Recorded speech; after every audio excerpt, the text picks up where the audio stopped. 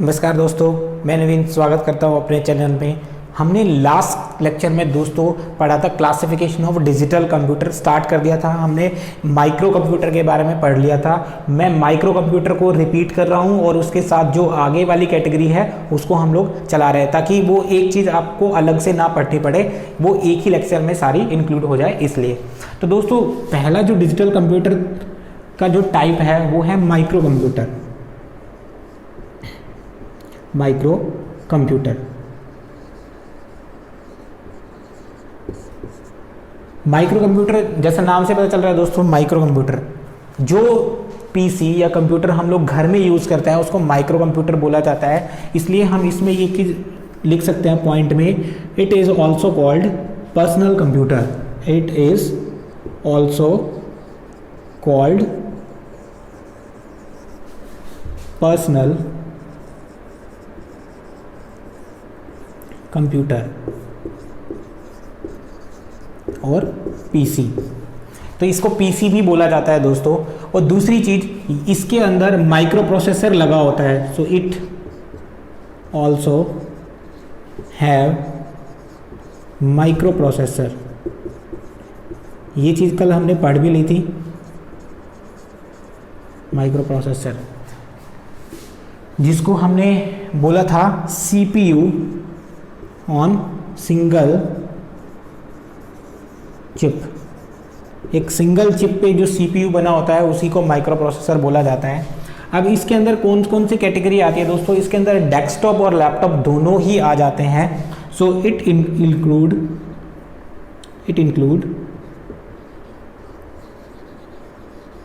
Includes both laptop and desktop. इसके अंदर दोनों ही आ जाते हैं दोस्तों।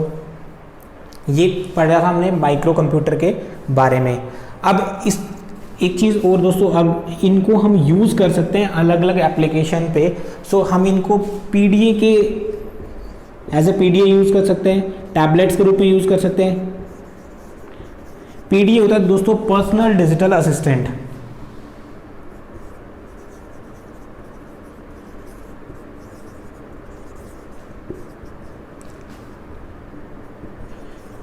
असिस्टेंट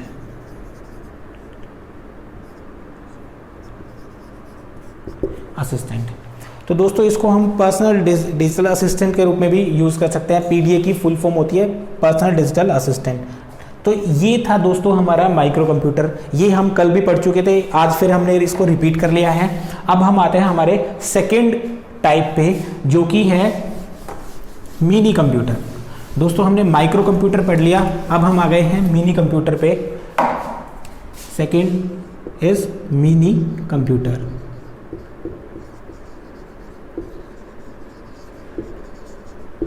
दोस्तों मिनी कंप्यूटर के बारे में आपको बता दूं, मिनी कंप्यूटर वहां पर यूज होता है जहां पर हमें सेम मशीन पर मल्टीपल यूजर्स को काम करवाने की जरूरत होती है।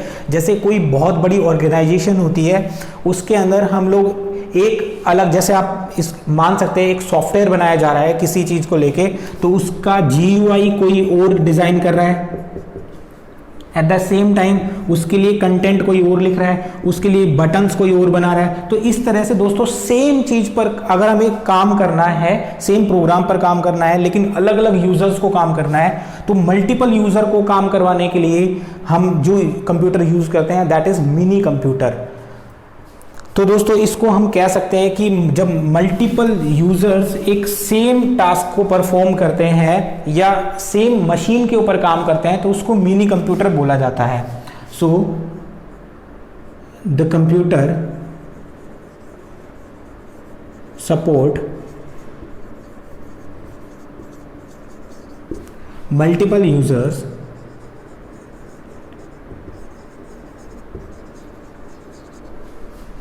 on same machine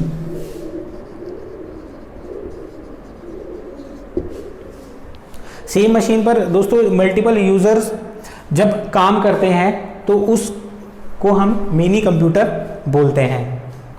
और इसे कहाँ यूज किया जाता है? It is used in big organizations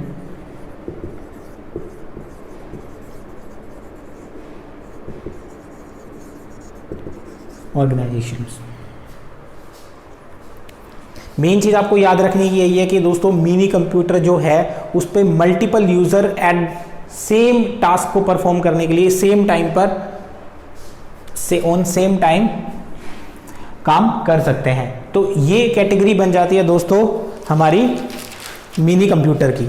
अब हम आते हैं दोस्तों जो हमारा टाइप थर्ड है, that is main frame computer. Main frame computer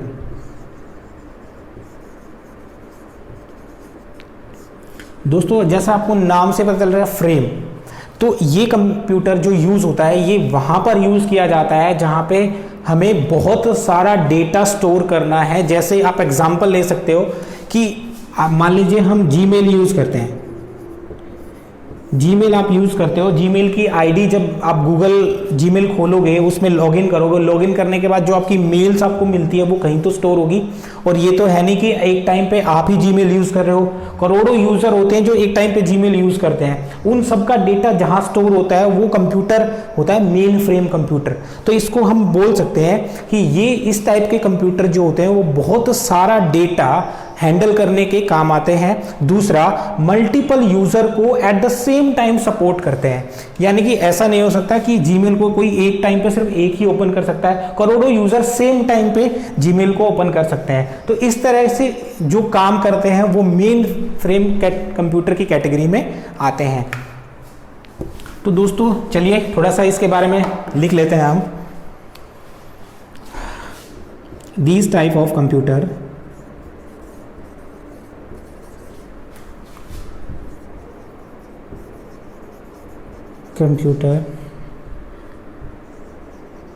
are very fast, काफ़ी फास्ट होते हैं एंड पावरफुल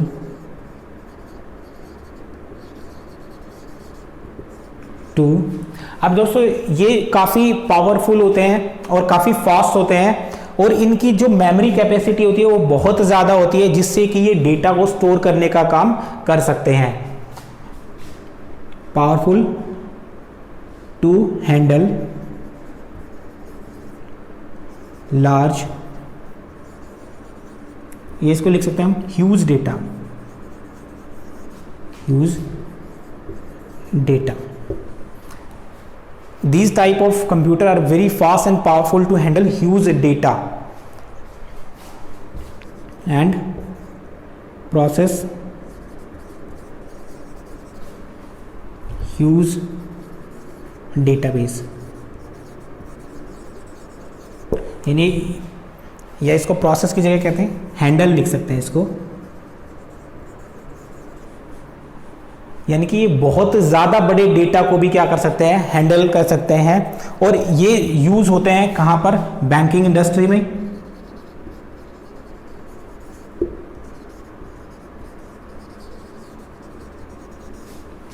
सर्वर मैनेजमेंट में,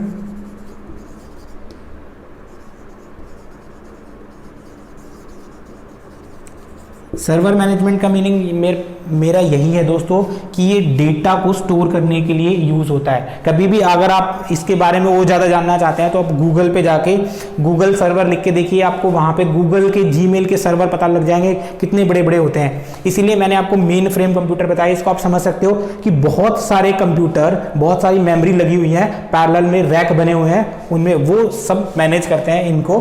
तो ये कैटेगरी बनती है हमारी मेन फ्रेम कंप्यूटर। तो दोस्तों अब इसके बाद जो हमारा आखिरी टाइप बचता है वो है सुपर कंप्यूटर। सुपर कंप्यूटर जैसा आपको पता ही है दोस्तों, इसका नाम ही बता रहा है सबका बाप। तो सुपर कंप्यूटर सबसे ज़्यादा फास्टेस्ट होता है सुपर कंप्यूटर। सुपर कंप्यूटर की अगर बात की जाए तो दोस्तों ये बहुत ज़्यादा फास्ट होता है। सब कंप्यूटर में सबसे ज़्यादा फास्टेस्ट जो कंप्यूटर होता है वो सुपर कंप्यूटर होता है। So it is fastest computer सबसे ज़्यादा फास्ट कंप्यूटर होता है और एक्सपेंसिव भी होता है दोस्तों। आपको पता होगा दोस्तों, जब यूएस ने इंडिया को सुपर कंप्यूटर देने से मना कर दिया था, तब हमारे इंडियन साइंटिस्ट ने अपना खुद का सुपर कंप्यूटर बनाया था। और एक सुपर कंप्यूटर का नाम आपको बता भी देता हूं मैं, परम। इंडिया का सुपर कंप्यूटर परम है। और दोस्तों इसकी ये, जैसा मैं आपको बता रहा हूँ, ये काफ़ी फास्टेस्ट है। तो ये यूज़ कहाँ पर होता है? जहाँ पे हमें जो डेटा कैलकुलेशन है वो बहुत फास्ट चाहिए। जैसे कि स्पेस, जो हमारे स्पेस रिसर्च के कार्यक्रम होते हैं, जैसे कोई रॉकेट लॉन्च करना है तो उस टाइम हमारे पास बहुत सारा डेटा होता है, उसको हमें काफ़ी फास्टेस्ट रूप से प्रोसेस करना होता है। तो उस केस में सुपर कंप्यूटर यूज़ किया जाता है। और दोस्तों अगर बात की जाए तो ये जो कंप्यूटर होता है ये पैरेलल प्रोसेस मल्टी यूज़र होता है, यानी मल्टीपल यूज़र काम कर सकते हैं इस पे। So it is multi user and can work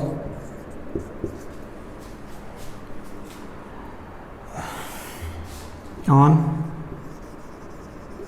parallel systems. यानी कि दोस्तों ये मल्टी यूज़र भी होता है, यानी मल्टीपल यूज़र इसमें सेम टाइम पे काम कर सकते हैं। और ये पैरेलल प्रोसेसिंग काम कर सकता है, यानी अकेला कंप्यूटर मल्टीपल जो सिस्टम है उनको भी हैंडल कर सकता है।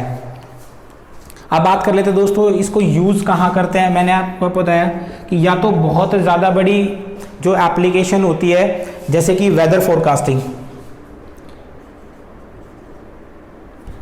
Use as weather. दोस्तों वेदर फोरकास्टिंग आप समझते ही होंगे, मौसम की जो जानकारी हम देते हैं उसके लिए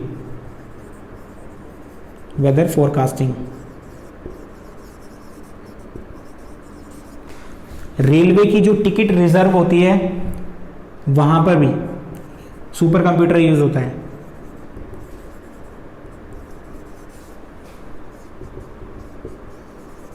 रिजर्वेशन, रेलवे टिकट रिजर्वेशन हो गया, मैथमेटिकल कैलकुलेशन हो गया,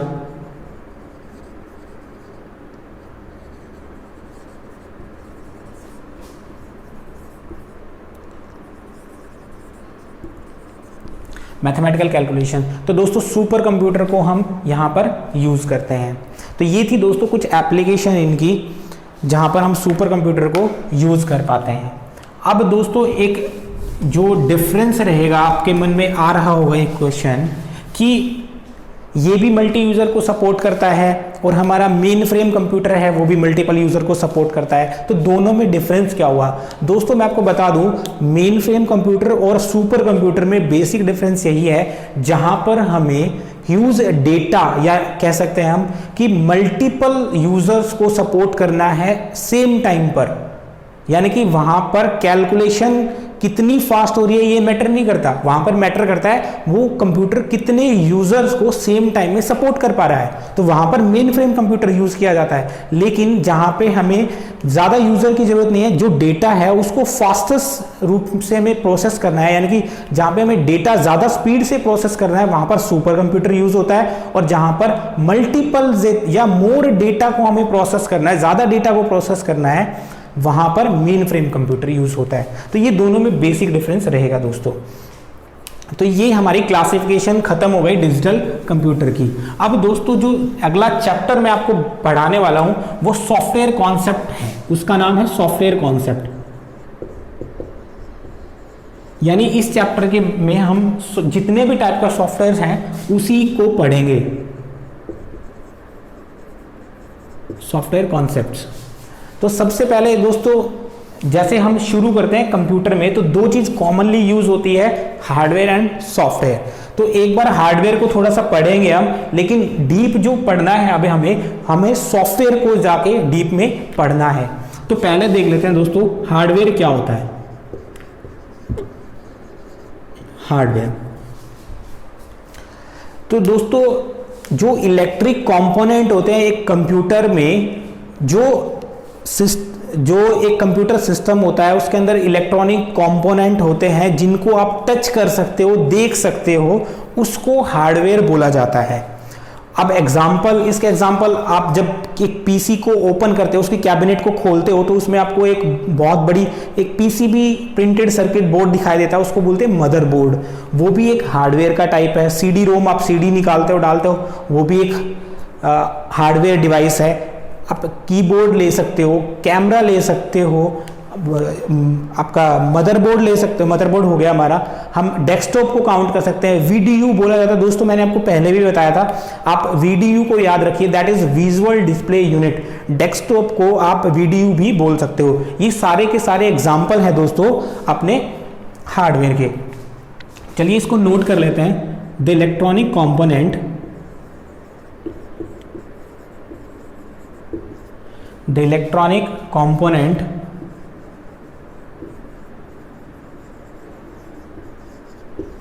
of a computer system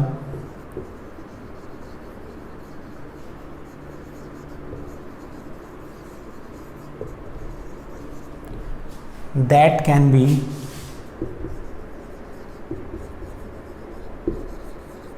touch and see are called hardware.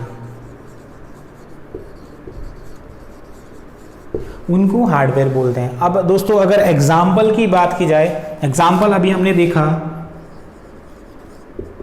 VDU, visual display unit, keyboard, hard disk,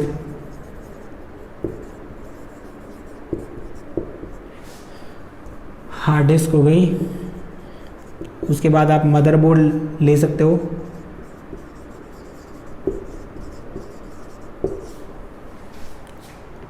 mouse etcetera. तो दोस्तों ये एग्जाम्पल हो गए हार्डवेयर के। अब दोस्तों हार्डवेयर को हमें ज़्यादा डिटेल में भी नहीं पढ़ना है। हार्डवेयर को हम हार्डवेयर सेक्शन में जाके डिटेल में पढ़ेंगे, जब मैं आपको एक एक कंपोनेंट के बारे में बताऊंगा, एक एक कनेक्टर के बारे में बताऊंगा कि कैबिनेट के अंदर कौन सा कनेक्टर लगा होता है, एक लैपटॉप के अंदर कितनी तरह के कनेक्टर हमें देखने को मिल जाते हैं। वहाँ पर हम हार्डवेयर को जाके ज़्यादा डिटेल में स्टडी करेंगे। फिलहाल हमारा चैप्टर सॉफ्टवेयर कंपोनेंट है, यानी कि हमें सॉफ्टवेयर को ज़्यादा डिटेल में पढ़ना है अभी। तो चलिए दोस्तों आते हैं अभी सॉफ्टवेयर पे। हार्डवेयर आप पढ़ चुके हो, अगर आपने नोट नहीं किया है तो वीडियो को पॉज कीजिए और वहाँ पर नोट कर सकते हैं आप इजीली। और दोस्तों अगर आपने चैनल को सब्सक्राइब नहीं किया है तो प्लीज़ आप चैनल को सब्सक्राइब कर लीजिए। अब आते हैं सॉफ्टवेयर पे।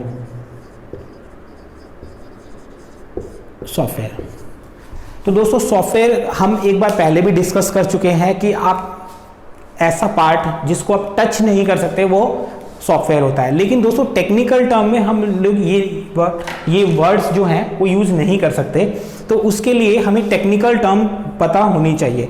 तो दोस्तों जो सॉफ्टवेयर होता है वो होते हैं computer programs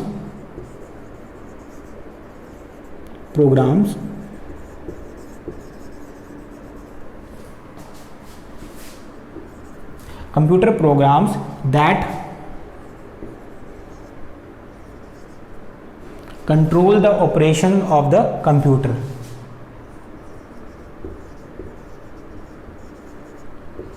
The operation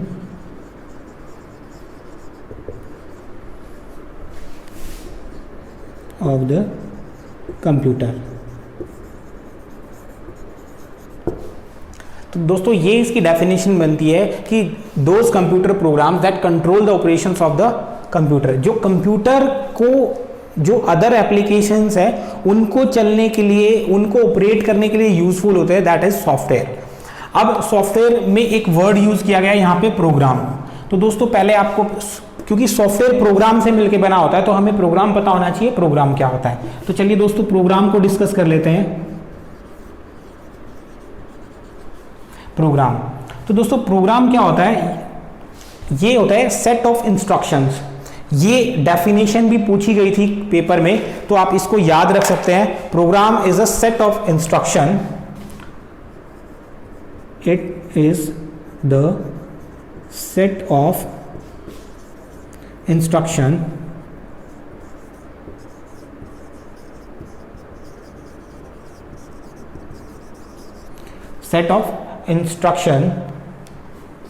that perform a particular task, that perform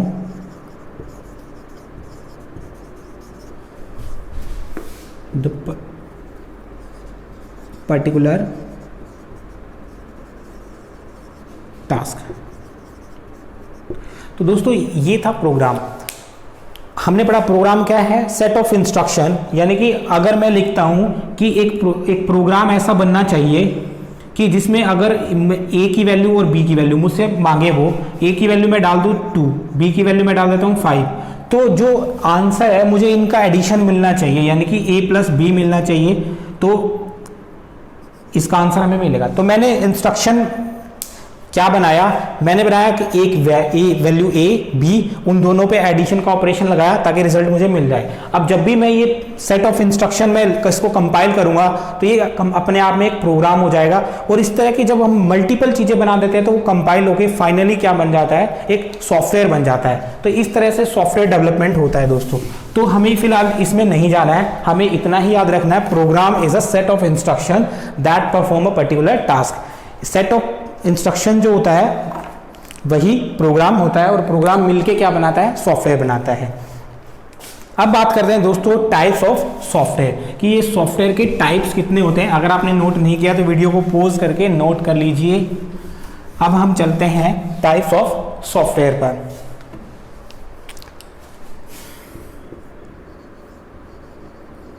types of software, types of software की अगर बात की जाए दोस्तों तो ये हम मेजर तीन कैटेगरी बनाते हैं इनकी। पहला जिसमें आता है अपने पास, फर्स्ट आता है system software, system software. Second आएगा दोस्तों एप्लीकेशन सॉफ्टवेयर,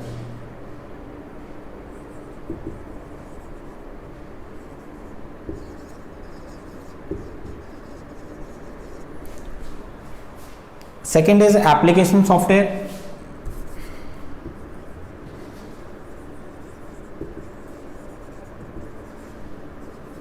थर्ड कैटेगरी बनती है दोस्तों utility software.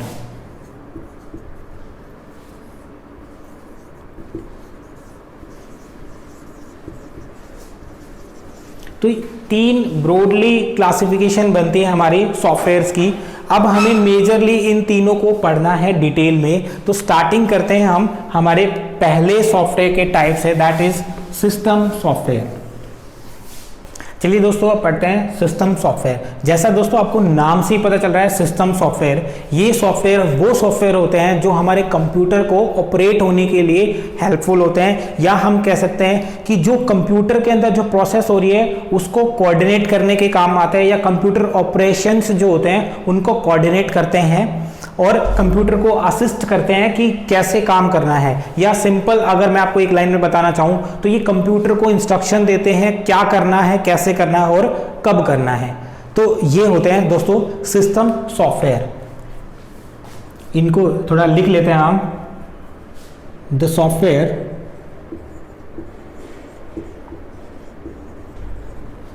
That coordinate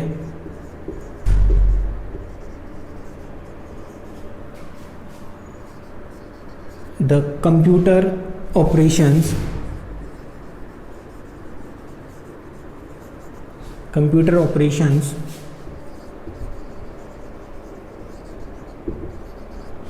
that coordinate computer operations and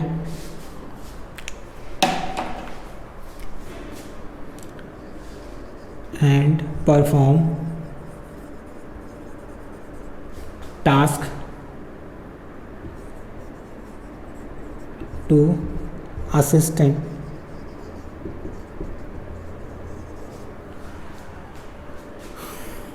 computer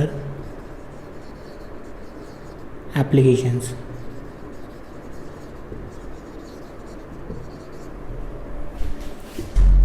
are called system software.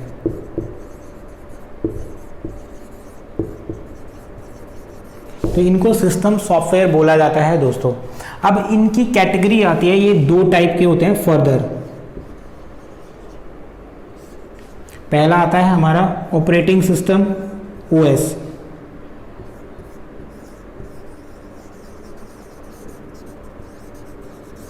Operating system,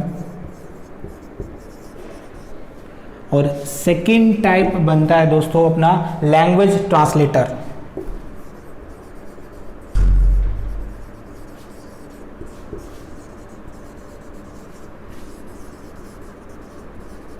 language translators. तो दोस्तों हम पहले सिस्टम सॉफ्टवेयर के अंदर ऑपरेटिंग सिस्टम को कवर करेंगे, उसके बाद हम चलेंगे ट्रांसलेटर्स पे। तो चलिए दोस्तों, अगर आपने नोट नहीं किया तो वीडियो को पॉज कर लीजिए और इसको नोट कर लीजिए, फिर हम बढ़ते हैं आगे ऑपरेटिंग सिस्टम पर।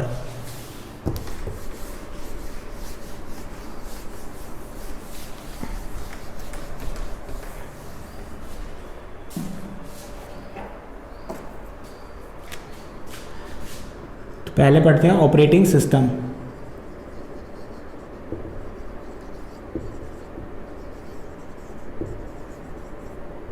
ऑपरेटिंग सिस्टम दोस्तों, ऑपरेटिंग सिस्टम, अब ऑपरेटिंग सिस्टम होता है कि ये अलग अलग टास्क को परफॉर्म करता है। सबसे पहले ये कंट्रोल करता है, कंप्यूटर के हार्डवेयर और सॉफ्टवेयर के बीच में मैनेजमेंट बनाता है ऑपरेटिंग सिस्टम। दूसरा, कंप्यूटर के जितने भी जो फंक्शंस होते हैं उन सबको कंट्रोल भी यही करता है। तीसरी बात, इनपुट आउटपुट जो डिवाइस है उन सब के मैनेजमेंट का काम भी ऑपरेटिंग सिस्टम का ही होता है। और हम कह सकते हैं कि जो कंप्यूटर हार्डवेयर है और यूजर है उसके बीच में जो इंटरफेस का काम होता है वो भी ऑपरेटिंग सिस्टम का ही होता है। तो चलिए दोस्तों, थोड़ा सा इसके बारे में लिख लेते हैं ताकि आपको पढ़ने में आसानी रहे, बार बार आपको वीडियो ना देखनी पड़े। तो चलिए दोस्तों शुरू करते हैं। फर्स्ट हमने पढ़ा, it is the set of program, set of programs that control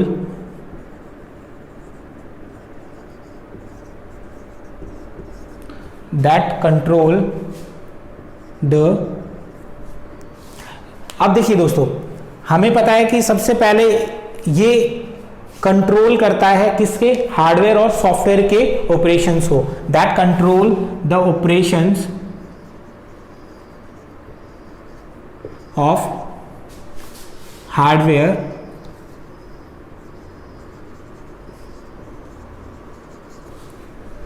and software. तो जितने भी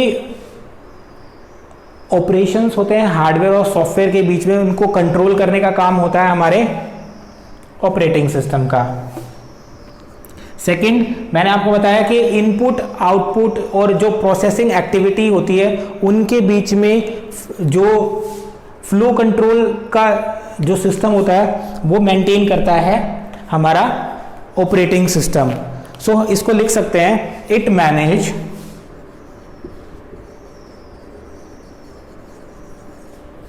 manage input output and process activity। It manages input, output and process activity within the computer system, within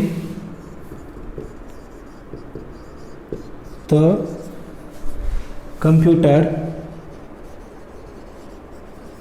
system. तो दोस्तों दूसरा काम इसका ये हो गया, ये इनपुट आउटपुट सिस्टम को मैनेज करता है and control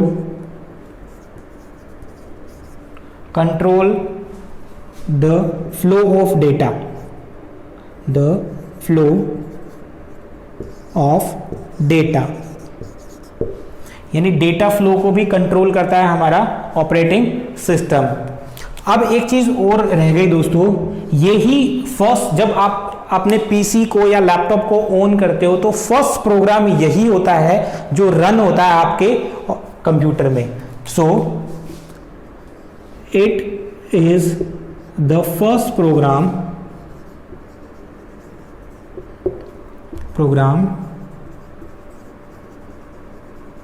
that loaded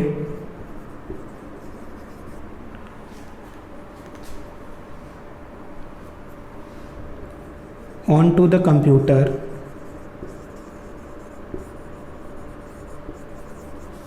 when the computer starts।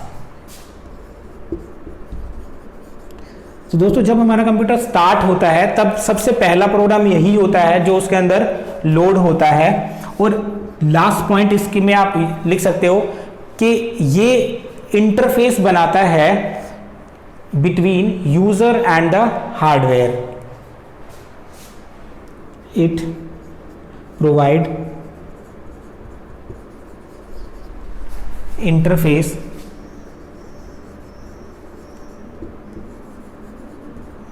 between user and the hardware।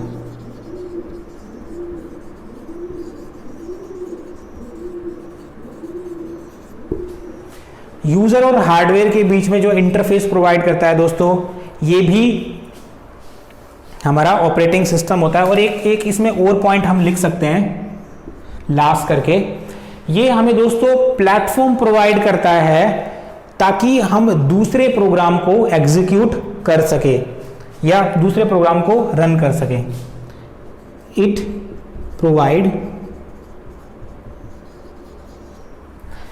Provides platform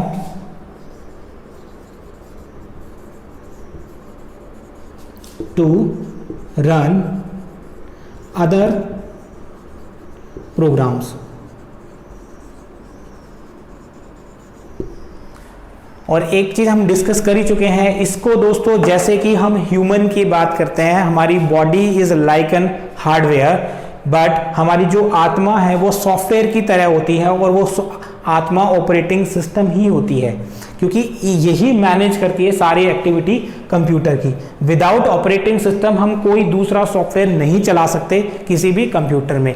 तो ऑपरेटिंग सिस्टम का तो होना बहुत ही ज़रूरी है हमारे कंप्यूटर में। तो दोस्तों ये था ऑपरेटिंग सिस्टम, इससे रिगार्डिंग कुछ बेसिक बातें मैंने आपको बताई।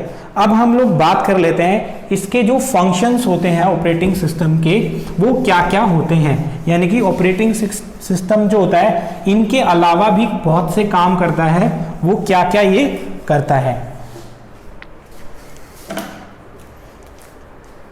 तो हमें पढ़ना है दोस्तों functions of operating system. Functions of operating system.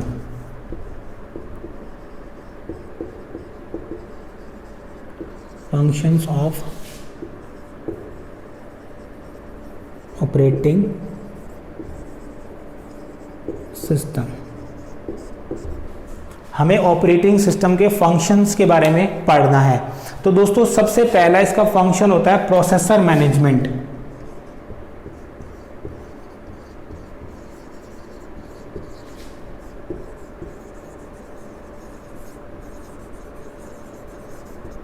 अगर दोस्तों आपको ये लग रहा है कि मैं अननेसेसरी आपको पढ़ा रहा हूँ, तो दोस्तों आप अपने वहम को दूर कर लीजिए। आप ये मत मानिए कि हमेशा की तरह आजकल जो कंपटीशन एग्ज़ाम है उनमें यही बेसिक इनपुट आउटपुट पूछी जाएगी।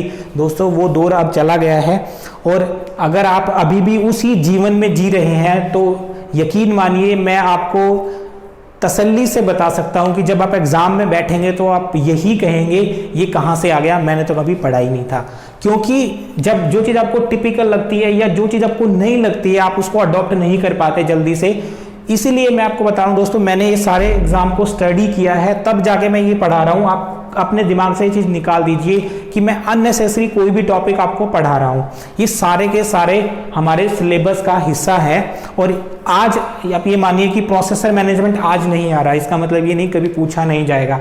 अगर आप पहले ही बुरे के लिए तैयार होके चलेंगे तो जिस टाइम वो सिचुएशन होगी आप उसको ईजीली टैकल करके निकल सकते हैं।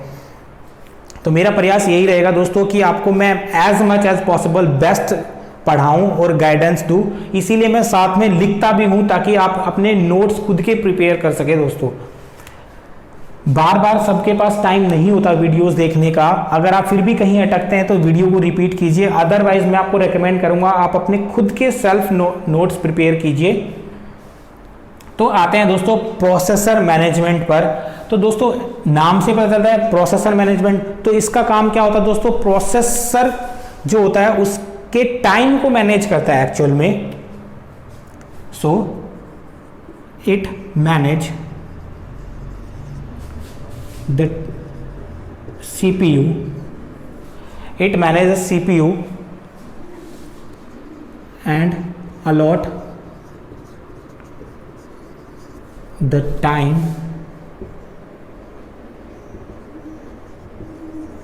of CPU for different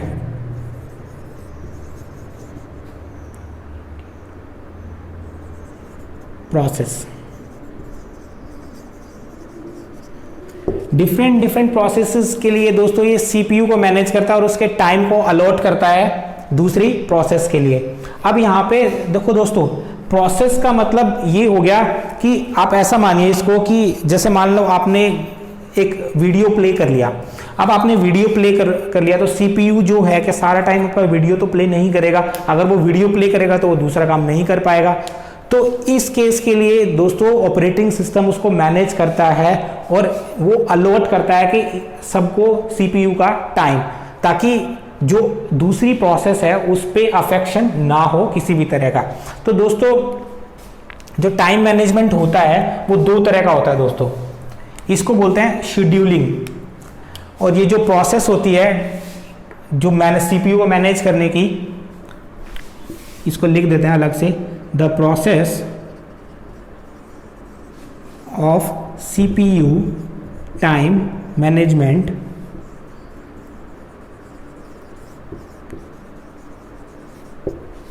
by operating system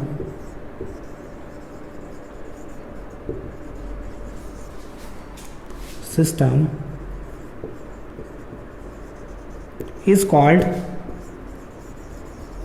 scheduling. is called scheduling.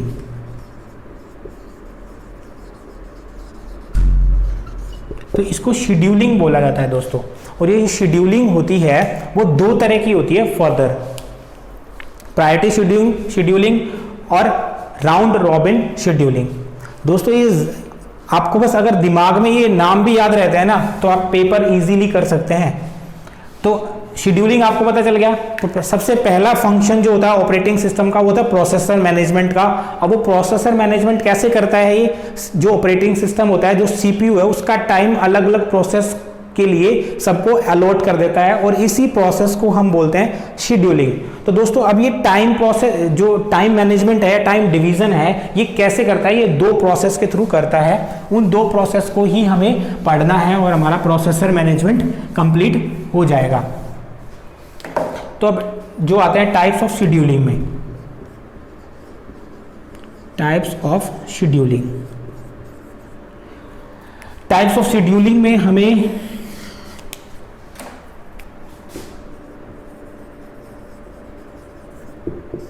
Types of scheduling दोस्तों मैंने आपको दो तरह की बताई। First is priority,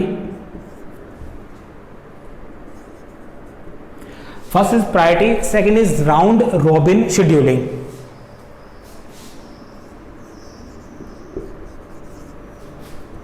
second is round robin scheduling.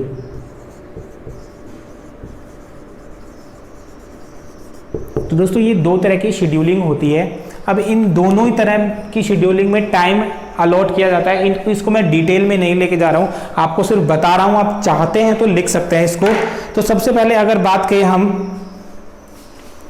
Priority की, जैसा आपके नाम से ही पता चल रहा होगा प्रायोरिटी, तो दोस्तों यहाँ पे ऑपरेटिंग सिस्टम प्रायोरिटी अलॉट करता है पर्टिकुलर टास्क के लिए। सपोज कीजिए एक जगह मुझे कीबोर्ड से इनपुट देनी है, या हम बात करते हैं कि चलते हुए हमारा जो प्रोसेस है, लैपटॉप जैसे हैंग हो गया, हैंग होने के बाद में और एक था हमें नेक्स्ट सॉन्ग प्ले करना था, तो हमारी प्रायोरिटी जो रहेगी ऑपरेटिंग सिस्टम की वो पहले रहेगी कि जो हैंग हो गया है प्रोसेस हमारा कंप्यूटर, उसको सही किया जाए। तो इस तरह जो प्रायोरिटी दी जाती है, ऑपरेटिंग सिस्टम प्रायोरिटी अलॉट कर देता है कि किस टास्क को पहले करना है और किस टास्क को बाद में करना है। तो उस तरह की शेड्यूलिंग को बोला जाता है प्रायोरिटी शेड्यूलिंग। नेक्स्ट आता है round robin scheduling. Round robin scheduling का मतलब होता है दोस्तों, ये इसको एक नाम और से बोला जाता है, इसको बोला जाता है time sharing, time sharing scheduling. तो दोस्तों अब आपको पता चल ही गया होगा इसमें क्या होता है दोस्तों कि टाइम शेयरिंग का मतलब राउंड रॉबिन शेड्यूलिंग का मतलब यहाँ पे टास्क जो होने वाला है उसको एक पर्टिकुलर टाइम अलॉट कर दिया जाता है। यहाँ पे प्रायोरिटी नहीं रहती, हर टास्क को अपना टाइम दे दिया जाता है। अगर वो टास्क उस टाइम तक खत्म हो जाती है तो वो कंप्लीट हो जाएगी, अदरवाइज अगर वो नहीं हो पाती तो वो टास्क डिस्कार्ड कर दी जाती है, यानी उसको खत्म कर दिया जाता है बिना कंप्लीट हुए।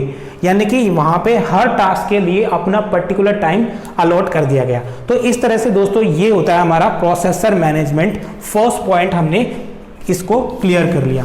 अब हम चलते हैं दोस्तों सेकंड पॉइंट पर, that is device management. Second point आता है हमारा डिवाइस मैनेजमेंट।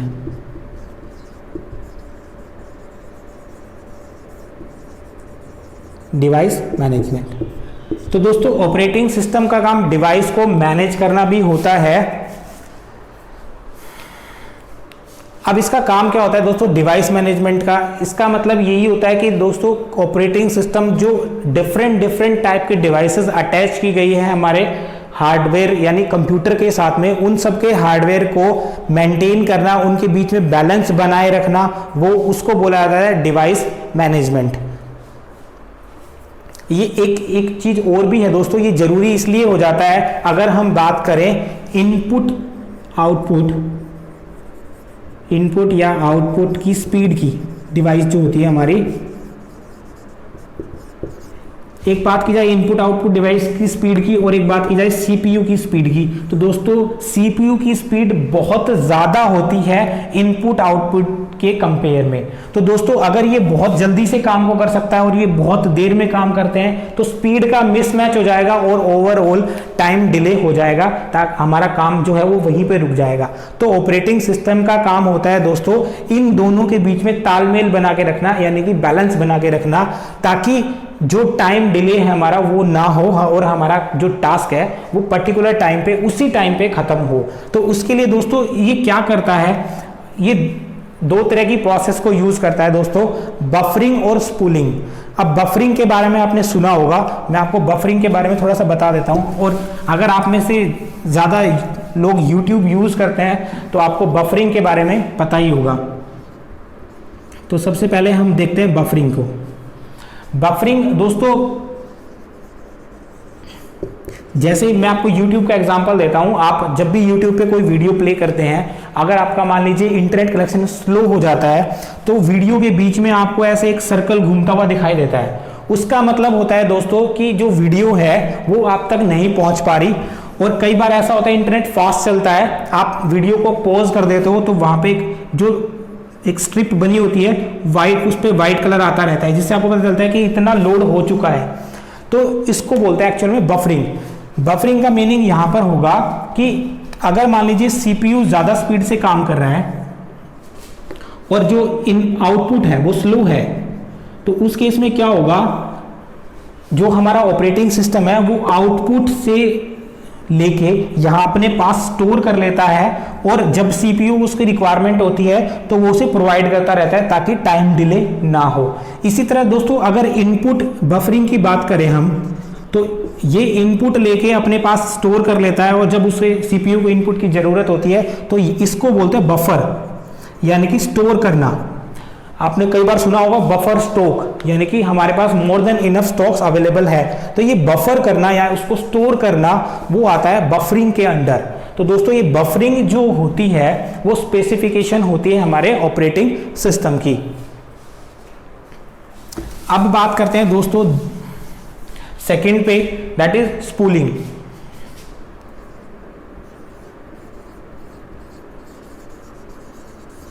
स्पूलिंग दोस्तों इसकी फुल फॉर्म बनती है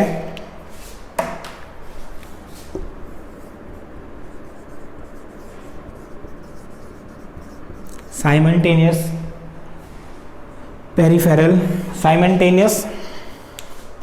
पेरिफेरल ऑपरेशन ऑन लाइन।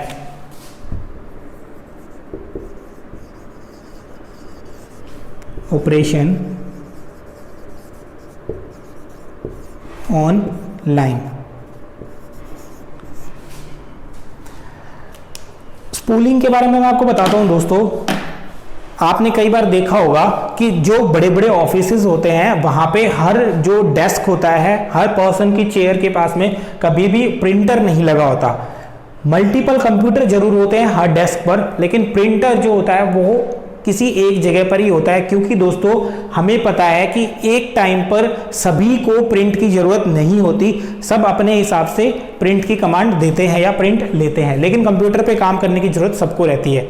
उस केस में अगर मान लीजिए 4 इंसान एक साथ प्रिंट की कमांड देते हैं, सिंगल प्रिंटर है, और अगर बात की जाए प्रिंटर की स्पीड की तो सीपीयू के कंपेयर में तो बहुत ज्यादा कम स्पीड होती है प्रिंटर की, तो इनके बीच में स्पीड का मिसमैच होता है। तो उसमें क्या करता है, जो हमारा ओएस होता है वो एक फाइल बना लेता है अपने पास में कमांड्स की।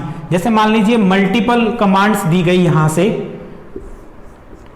तो जो हमारा ओएस है वो उन सब की एक फाइल बना लेगा और उसको सीक्वेंशली सेंड करेगा प्रिंटर के पास में, जिससे कि 1 बाय 1 करके प्रिंट निकल आएगा। तो ये इस तरह से इसको बोलते हैं दोस्तों स्पूलिंग।